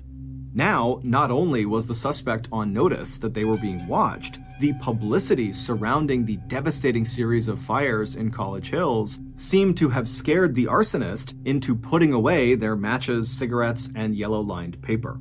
And for the next several months, all investigators could really do to build their case was to show employees who had been working at the time of various arson fires that had taken place in the last 4 years to see if any of those employees could pick the suspect out of a photo lineup. Even John and his colleague Marvin, who had long suspected the presence of a serial arsonist in Southern California, had no new ideas or information to offer frustrated investigators, except to say, hurry up, because it was only a matter of time before this arsonist would feel compelled to strike again, no matter the risk of discovery. And in the meantime, the Glendale Fire Department had plenty to do, putting out the brush fires that were burning up the surrounding dry fields and hillsides, along with a suspicious fire that had burned down a stage set at Warner Brothers Studio in Burbank. The fire at Warner Brothers happened on November 22, 1991, a full 7 months after the Pyro task force had identified its new suspect. If, as John suspected, that fire had actually been the work of that suspect, it meant that their serial arsonist was back in business. And in the end, as John had predicted, it was the arsonist's growing need to go to the scene of the fires they had set that led to the suspect's capture and arrest. Just 1 day after the fire at the Warner Brothers studio, the suspect popped up on the scene of 2 separate arson fires before the location of the fires had become public knowledge, even for someone listening in on an emergency frequency scanner. And by December 4th, 1991, task force investigators were knocking on the door of the so-called Pyro serial arsonist, whose crimes now included the destruction of millions of dollars worth of property and business revenue, and the fire-related deaths of 4 people back in the fall of 1984 at Ollie's. Based on police interviews and evidence discovered in the suspect's car and home, here is a reconstruction of what happened on the night of October 10, 1984, at Ollie's home center in South Pasadena, And here is how the arsonist was able to go from that night and set thousands more additional fires throughout Southern California. Back on a cool, clear night in early October 1984, the arsonist stepped through the front doors of Ollie's Home Center on Fair Oaks Boulevard. But before setting the fire they had planned so carefully, the arsonist allowed themselves the pleasure of walking through the store aisles and enjoying the open space plan of the building. Not only was this home center filled with material that would catch fire quickly and burn very hot, it had a fire containment system that the arsonist was sure they could hijack in a way that would cause even more terror and destruction. If the plan the arsonist had in mind worked, then the floor-to-ceiling fire doors that were designed to contain a fire that happened after hours when no one was in the store would come down very quickly and maybe even trap inside the burning building some of the customers the arsonist now saw wandering through the aisles. Those customers included a middle-aged woman and a young boy who probably wasn't even 3 years old yet. The arsonist fingered the incendiary device inside of their pocket. It was simple and elegant, and just feeling the cigarette and matches rubber banded together inside of the piece of rolled up yellow notepad paper gave the arsonist a thrill of sexual excitement. After planting the device inside of a display of polyurethane cushions, the arsonist would make sure there was just the right combination of air supply and fuel before lighting the cigarette.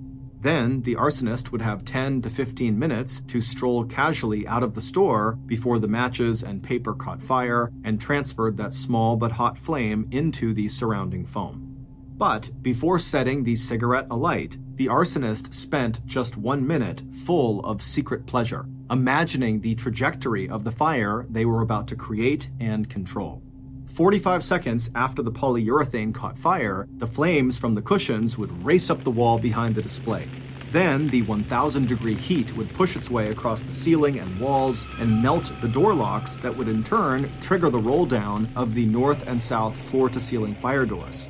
Maybe the woman and the little boy would be trapped inside of one of those areas. The arsonist could imagine the woman pulling the little boy out of the shopping cart and holding on to him as she looked down the aisles around her and saw flames boiling out towards where she was standing. There might be other people trapped in the store, employees and would-be heroes who would understand too late that what they thought was a little smoke was in fact a raging inferno, and they would try to get everyone who was still in the store outside.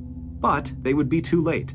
By the time the fire shorted out all the lights, it would also burn through the ceiling into the attic, where the hot flames would find a fresh source of oxygen that would cause the fire to become even more intense and even more deadly.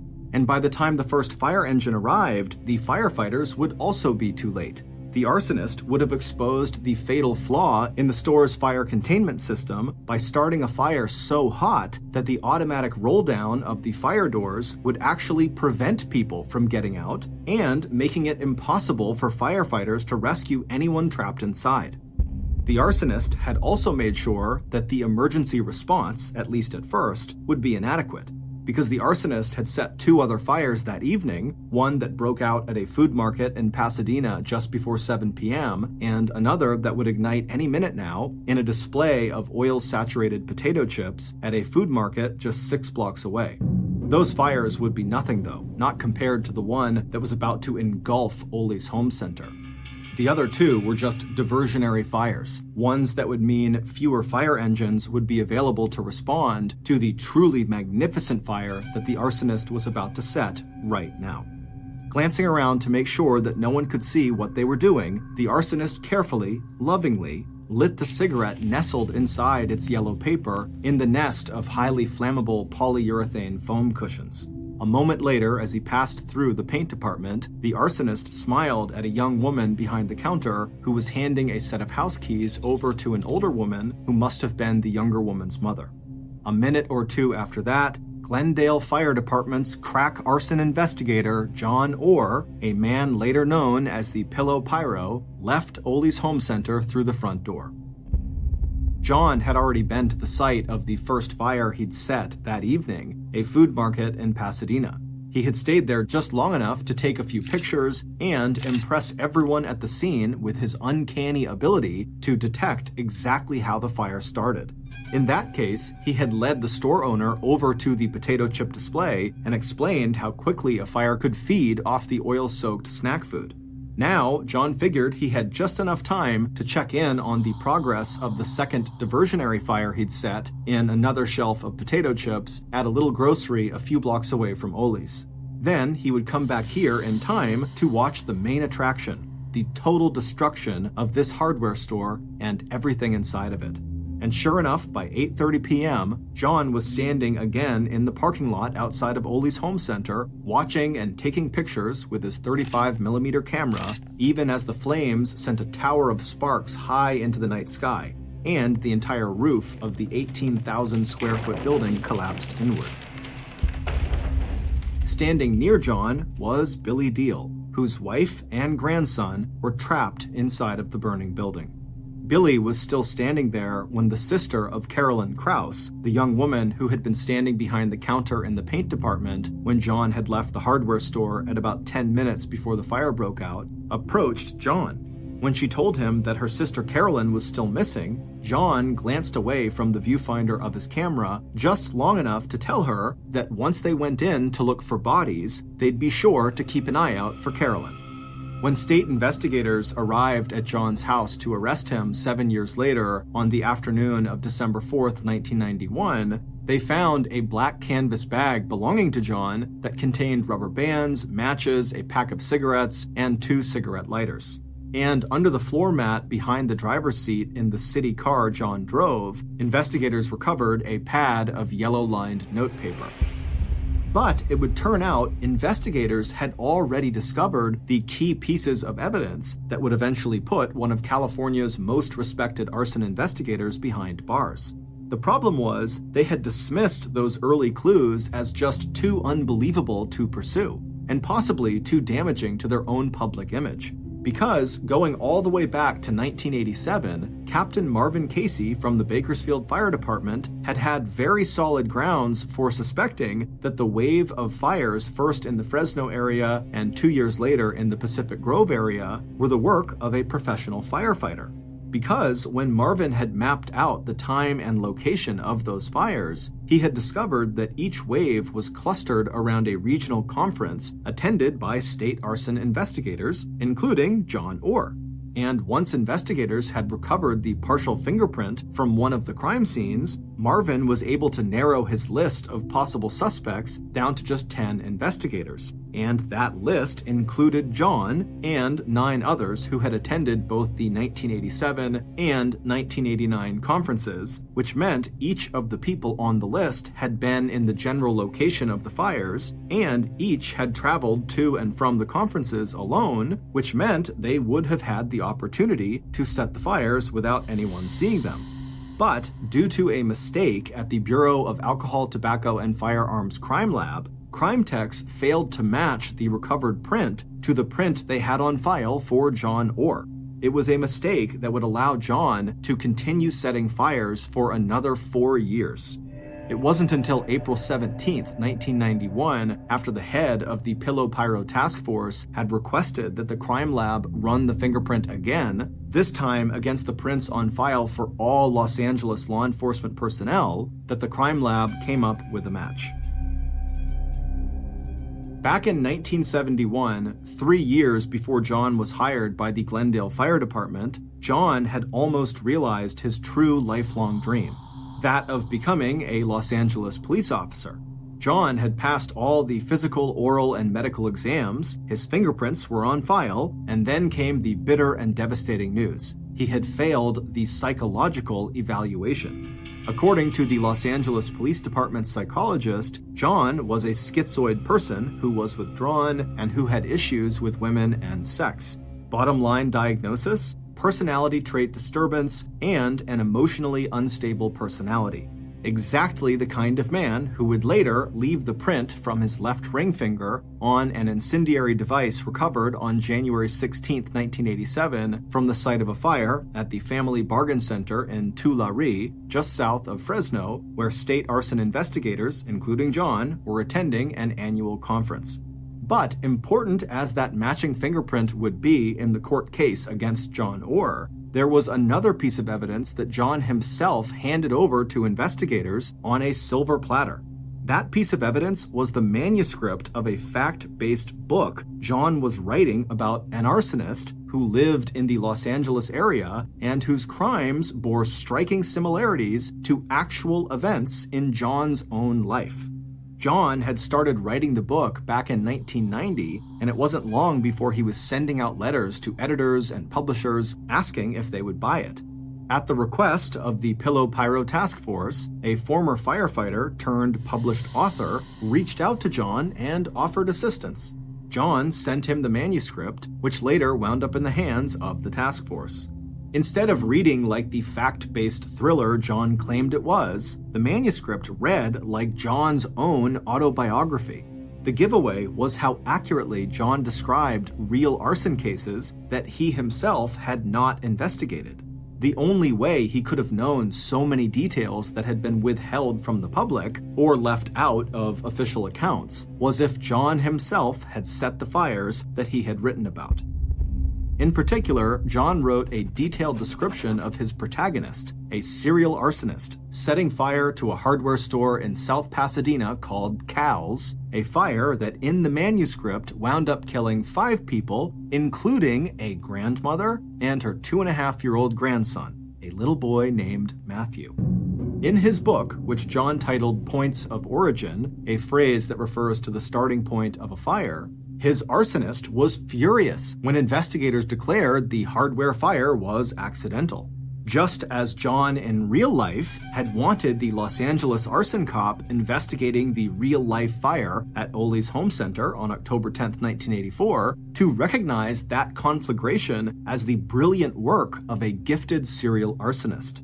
In particular, John wanted the credit he felt he deserved for the skill and artistry that he had put into creating a fire that burned so hot and fast that in the end, not everyone could escape the flames. Instead, the official report listed John's perfect arson as accidental. And in real life, John would spend the next 7 years after the fire at Oolie's hardware store drawing as much attention as possible to his theory that all of these fires had been set by a serial arsonist who turned out to be none other than himself. John knew that back in 1989, he had been very lucky when the Bureau of Alcohol, Tobacco, and Firearms had failed to match that fingerprint found at an arson scene to John's own fingerprint. But what John had said about a real pyro not being able to stop setting fires turned out to be true of John himself. Even after he discovered the tracking device that had been installed under his car bumper, and he knew that he was a suspect in the Pillow Pyro investigation, ultimately John could not control his own compulsion. And by 1990 through 1991, he practically set entire areas of Southern California on fire. Right up until the moment in late November 1991, when even John could not explain how he managed to appear immediately on the scene of so many fires before anyone else even knew those fires had started to burn. Starting with his first trial on arson charges in 1992, John would face a total of 3 state and federal trials. By 1998, John would be convicted of a total of 4 murder charges and 23 counts of arson. He is currently serving a life sentence at California State Prison. Before John's arrest in 1991, the number of brush fires in the foothill areas near John's home in Los Angeles had averaged 67 every year dating back to 1981. After John's arrest, that number dropped to just 1 brush fire a year in that same area. When arson investigators conducted a similar survey of arson fires in retail stores during business hours going back 10 years, they determined that most of the 78 fires they found that matched those criteria had probably also been set by John Orr. In total, California law enforcement would eventually attribute as many as 2,000 fires in Southern California set between 1984 and 1991 to John Orr, the so-called Pillow Pyro. Our major source of information for creating this episode was Joseph Wambaugh's nonfiction book titled Fire Lover, published in 2002. We also relied on the documentaries, court records, and historical newspaper articles you can find on our source list provided in the description. Just after midnight on June 17, 1939, a crowd of people began to form outside of this unremarkable building in Versailles, which is a city in France. The atmosphere in this crowd was electric. They all knew why they were there. They knew what they were about to see, but even still, there was a lot of nervous anticipation. And so as such, some people were coping with these nerves by drinking alcohol and trying to laugh and have a good time, while others were much more subdued and were trying to be respectful about what they were about to witness. Between 1 and 2 a.m., the doors of this unremarkable building opened up, and a group of men dressed in the same dark uniforms came out and didn't say a word to the crowd, and the crowd immediately went silent and began to back away from them. And this group of men, they walked right out in front of this building, and they had lumber and they had tools with them, and they began constructing this kind of strange wooden structure. And so the crowd, they wanted to get up close to see what these guys were doing, but at the same time, they didn't want to get too close. And so as the crowd formed a sort of half moon around these men that were doing the constructing were moving so seamlessly, like all of them had built this structure dozens of times before, and it was just muscle memory. And so by about 3 a.m., this structure was built, and they placed this large basket next to the structure, and then these men packed up their tools and the remaining pieces of lumber, and they turned around and they went right back inside the doors into the building and were gone. At this point, the crowd had become quite sizable outside of this building, and they were growing kind of restless because they knew now that this structure was built that the next time those doors open, the show is really going to start. This spectacle they are all there for, it's about to happen. And the crowd all knew that this event couldn't happen if the sun was up, because if the sun was up and the area was well lit, the press would be able to take pictures and film it, and that's not what officials wanted. They wanted this to happen in the darkness. But for whatever reason, things seemed to be getting delayed inside of this building. And so the crowd was just getting more and more restless. People are getting more and more drunk, and they're getting louder and more disruptive and boisterous. And then around 4:45 a.m., the sun had come up. And so the press was out in full force with their cameras trained at the doors of this building. And so the crowd really at this point is not actually expecting this event to take place, because at this point it just seems totally unlikely. But at 4:50 a.m., those doors swung open, and standing in the threshold was 31-year-old Eugene Weidmann, who was a convicted serial killer. His arms were tied behind his back, and the collar of his white shirt had been tucked down inside because they needed his neck to be free and clear because he was about to be beheaded.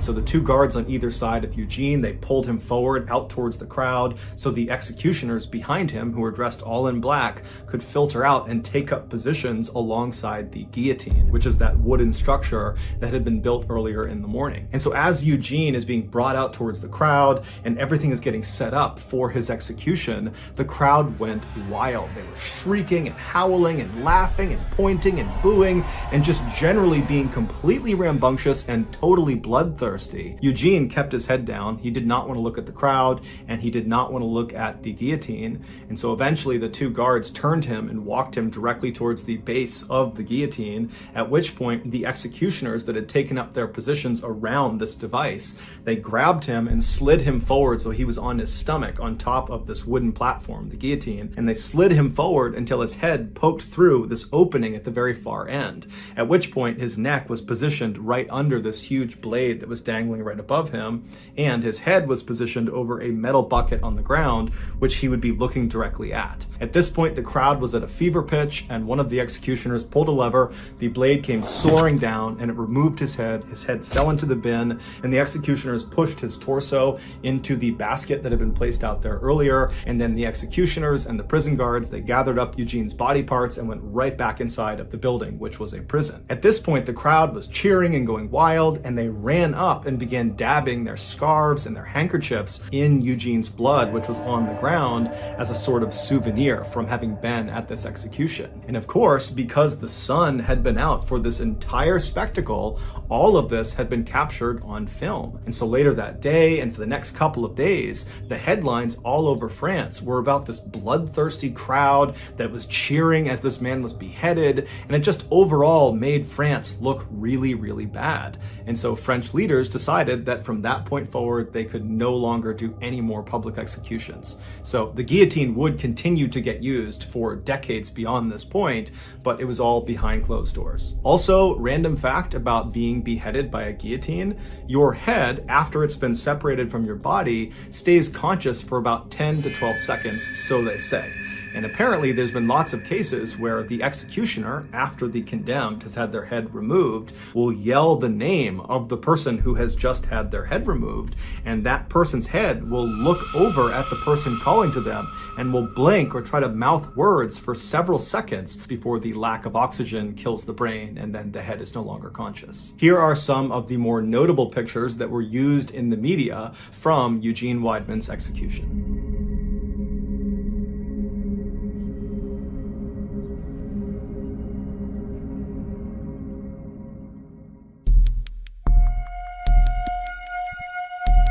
In the early 1900s, Eben Byers was a man who other people envied. He was born into a very wealthy family in New York City. He attended Yale University in Connecticut, which is a very prestigious Ivy League university, and he was devilishly handsome. After his college graduation, he didn't need a job because his family was so rich, and so instead he focused his time on a passion of his, which was golfing.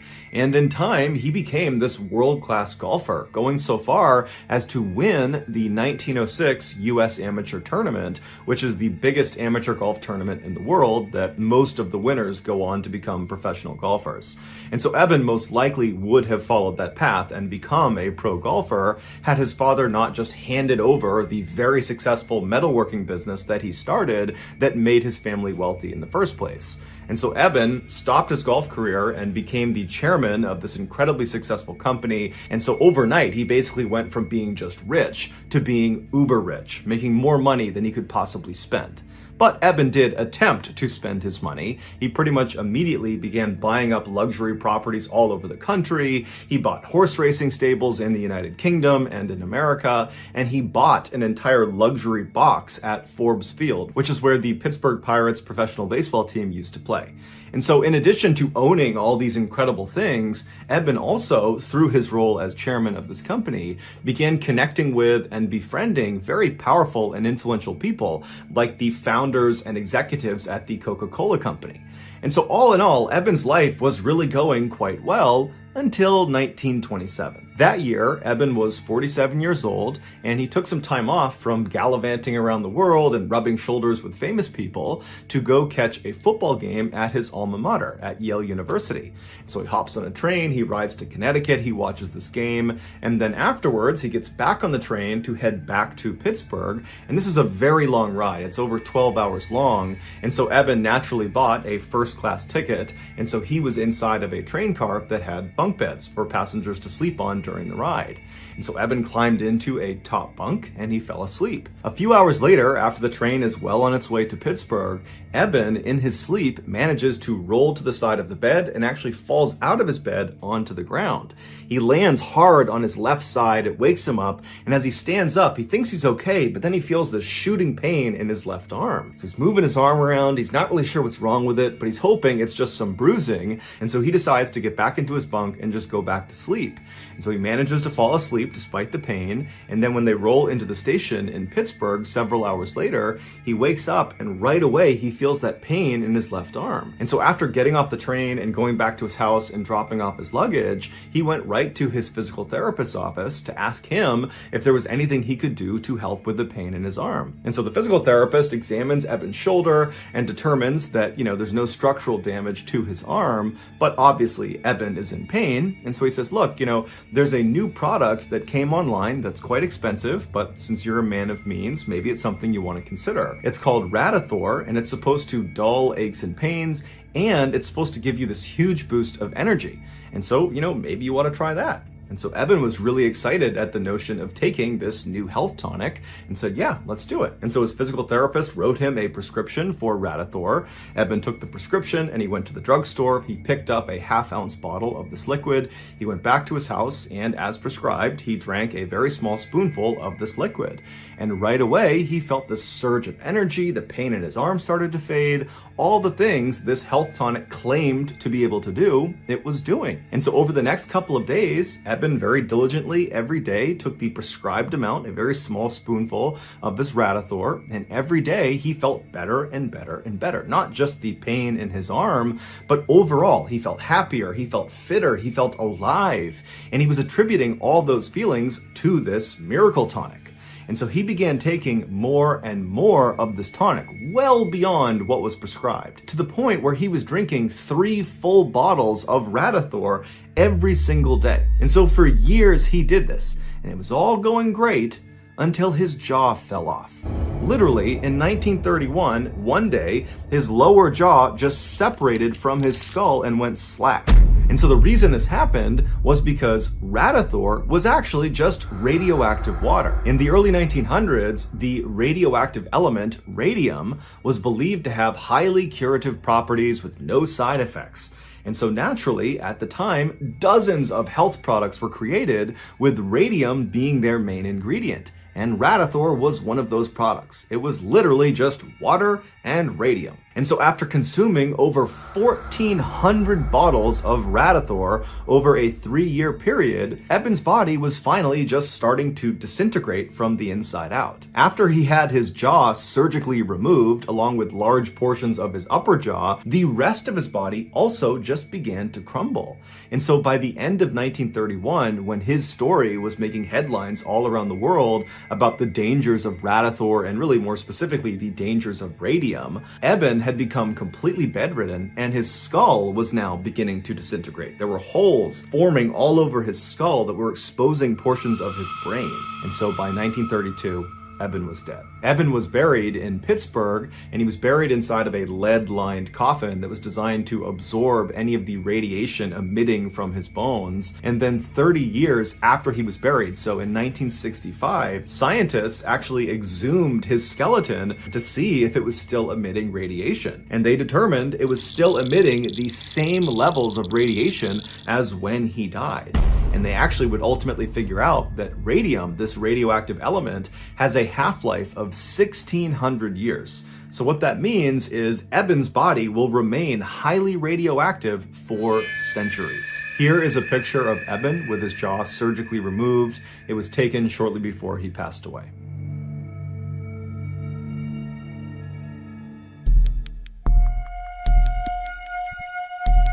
There is still some debate about what exactly happened in this story that I'm about to share with you. And so for transparency, in this video, I am going to rely on the narrative that was presented in court by the defendant. And so with that in mind, here we go. On the afternoon of December 3rd, 2012, a freelance photographer working for the New York Post newspaper named Umar Abbasi was walking down the stairs of the 49th Street subway station in New York City. This very busy station is located only a few blocks away from the very famous Times Square. And so after Umar made his way down to this underground subway station, he walked over to one of the big automated kiosks that looks like an ATM, and he purchased a subway ticket. And then with his ticket, he walked over to the turnstiles. He slid his ticket through the slot, pushed past the turnstiles, and was now standing out on the actual train platform. And from where Umar was standing, this platform basically was like a huge sidewalk that stretched all the way to his right a couple hundred feet and all the way to his left a couple hundred feet. And in front of this platform were the actual tracks down below, because the train, when it came out of the tunnel, it would actually come right up alongside this platform with almost no clearance between the platform and the train. As such, the leading edge of the platform, basically the lip of the train platform that's closest to the train tracks, has this big yellow line painted all across it to keep commuters from standing too close to the edge, because if a train came through, they could actually get hit by the train. And so as Umar is standing on this platform and he's looking left and right, it's totally crowded with people, and they're all kind of tucked back against the wall away from this yellow line. And so Umar decides he's going to turn right and wait at the right end of the platform, just because he saw down at the far end there appeared to be a gap in people, and he figured he could stand right there. And so Umar begins navigating past all of these people on the right side of the platform, and for the most part, everyone he is passing either has their head buried in their phone, or they're listening to music, or both. Because the thing about riding trains, especially trains in busy cities, is none of the commuters want to talk to anybody else. They want to be completely left alone. And so as Umar is walking, everyone was basically doing that. But at some point, he did pass two people that were engaged in a pretty heated conversation. Umar had no idea what they were arguing about, or if they were even arguing at all. He didn't know who these people were, but he took mental note of the fact that two men were kind of bickering with each other. And so he walked past them, didn't give it much of a second thought, and he arrived at a gap in the gaggle of people waiting for the train. And there he just stood well back of the yellow line, where he pulled out his camera and began clicking through the images he had taken earlier in the day at an earlier photo shoot. And so as he's clicking through these pictures, he starts to notice that those two men who had been bickering before are now straight up yelling at each other. They're screaming obscenities at each other. It's not clear who's fighting about what or who was the aggressor, but it's very obvious that at this point they're fighting. And so Umar looked away from his camera and looked left down the platform towards these two guys. And so these two guys are about 100 to 125 feet away from him, and all the people that were standing in the vicinity of these two men are beginning to migrate away from them. They just don't want anything to do with them, because the thing about being in subways, especially in cities like New York, is there's lots of people that go down into these train stations that are inebriated or mentally unstable, and so very strange and bad behavior is just kind of a normal thing, and people tend to just kind of ignore it. And so that's what's happening. People are kind of walking away from these two fighting men, doing their best to pretend it's not happening. And so Umar spent a couple more seconds staring down the platform at these two men, but eventually just shrugged and thought, you know what, whatever problems they have, they're not mine. And so Umar went back to his camera and continued to click through his pictures, when all of a sudden he hears a scream coming from the left side of the platform.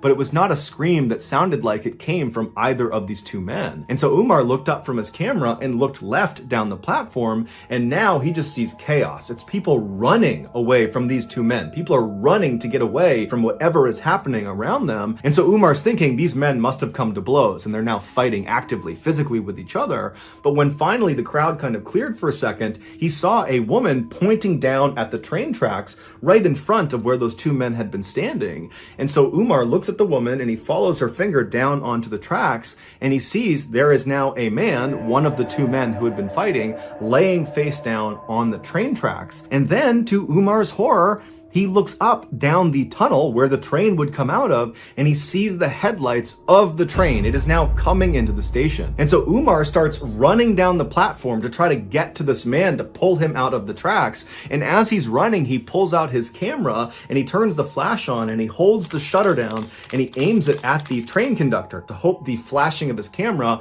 will alert the train conductor to put on the emergency brake and stop the train before he hits this guy down on the tracks. And so as Umar is running, trying to signal this train conductor, the man down on the tracks tries to stand up, and Umar sees he's really struggling to stand, and when he finally gets up, he turns and he grabs the edge of the platform and he tries to pull himself up and out of the tracks, but he doesn't have the strength or the coordination. And as Umar is getting closer and closer, but he's still too far away to help, he sees that this guy down on the tracks is not going to be able to get out of there before the train hits him.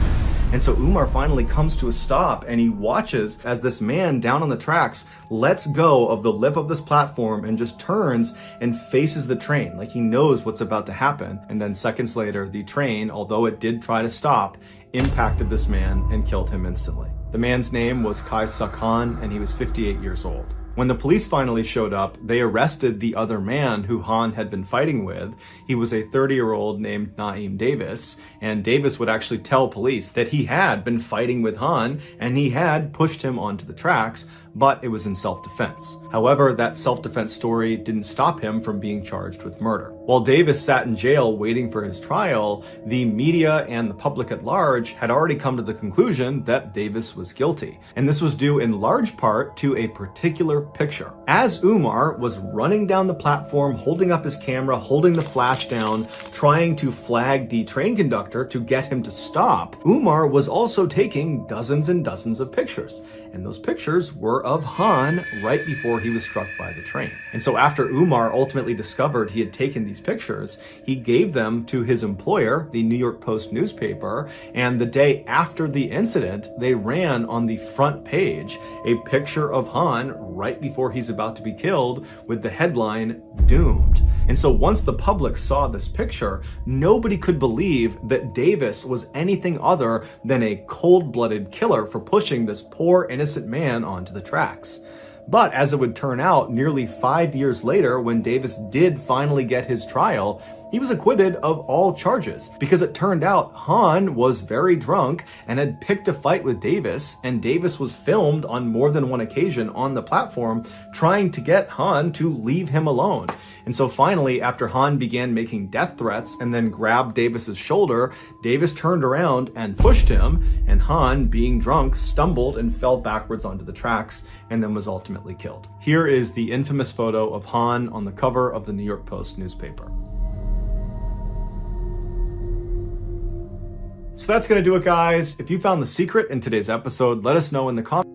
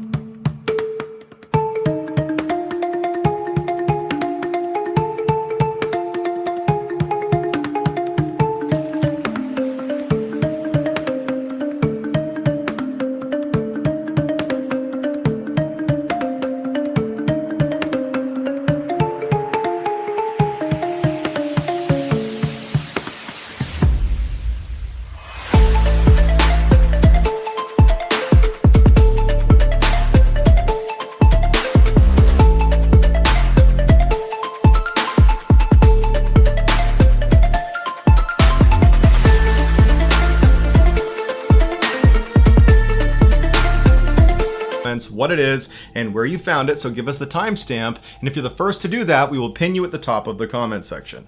If you enjoyed today's video and you haven't done this already, please invite the like button to come over and play Mortal Kombat with you, and when they show up, play real Mortal Kombat with them and uppercut them into the ceiling. Also, please subscribe to our channel and turn on all notifications so you don't miss any of our weekly 3 or 4 video uploads. If you want to get in touch with me, you can direct message me on Instagram or on Twitter. My username for both platforms is the same. It's JohnBallen416. I also have a ton of content over on TikTok where my username is MrBallen.